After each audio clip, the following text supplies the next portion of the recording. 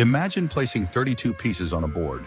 A king, a queen, two armies waiting for war. At first glance, it looks like nothing more than a game. But what if I told you that every move you make is changing the way your brain thinks? Not by magically making you a genius, not by giving you a higher IQ overnight, but by training your mind to analyze, predict, and solve problems in ways most people never notice. Every second, your brain is asking questions. What is my opponent planning? What happens if I move here? What happens 3 moves later? Should I attack, defend, or sacrifice? Without realizing it, you're forcing your brain to process hundreds of possibilities. Every game becomes a mental workout. Have you ever wondered why strong chess players stay calm under pressure? Why they often notice patterns that others completely miss? Why they seem to think several steps ahead while everyone else reacts only to the present? Is it talent, or is it something they trained? Here's something fascinating. Most beginners believe grandmasters calculate every possible move. They don't. Their greatest strength isn't calculation, it's recognition. A grandmaster can look at a position for only a few seconds and immediately recognize patterns built from thousands of games stored in memory. To a beginner, the board looks chaotic. To an expert, it tells a story. That's because the human brain is designed to recognize patterns. The more patterns you learn, the faster your decisions become. And chess is one of the greatest pattern training exercises ever created. But here's where things become even more interesting. Does chess actually increase your IQ?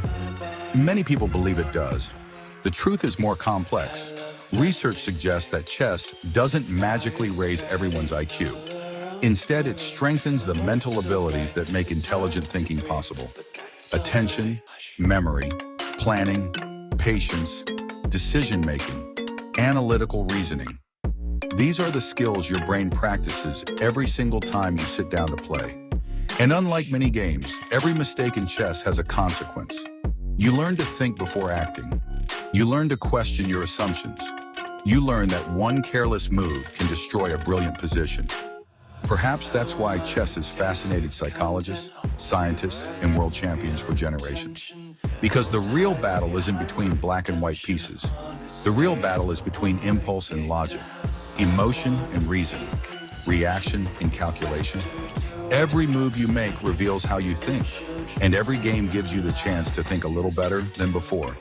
So the next time someone tells you chess is just a board game, remember this. You're not simply moving pieces, you're training your mind. And sometimes the strongest move isn't the one made on. Now imagine playing a game that lasts for hours. Every move feels important. Every decision carries consequences. At first, your mind feels sharp. Ideas come quickly. You notice threats, opportunities, and hidden tactics. But as the game continues, something begins to change. Your brain starts getting tired. Psychologists call this decision fatigue. The more difficult decisions you make, the harder it becomes to maintain the same level of accuracy. That is why even the world's strongest chess players make mistakes.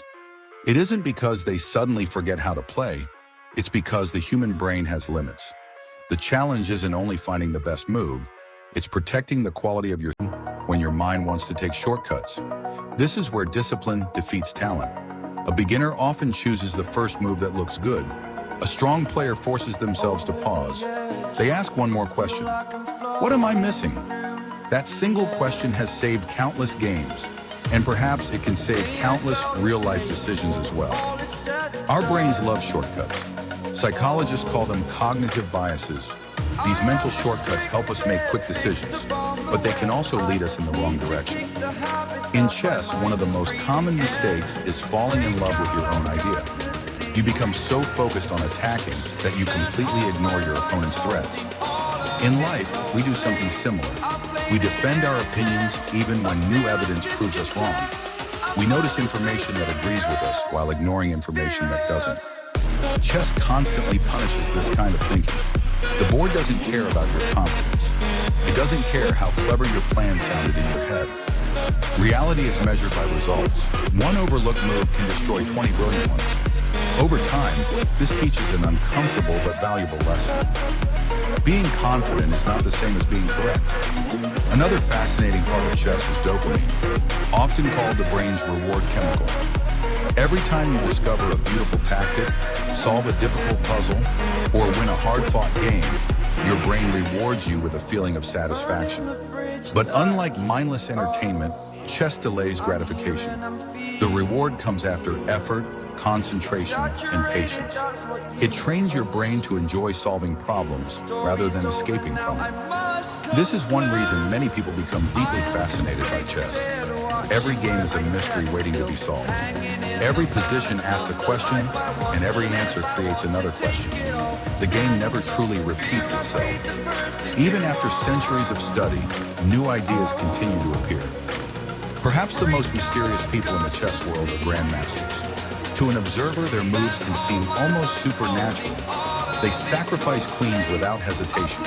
They predict combinations 10 or 15 moves into the future. They remain calm while everyone else sees chaos.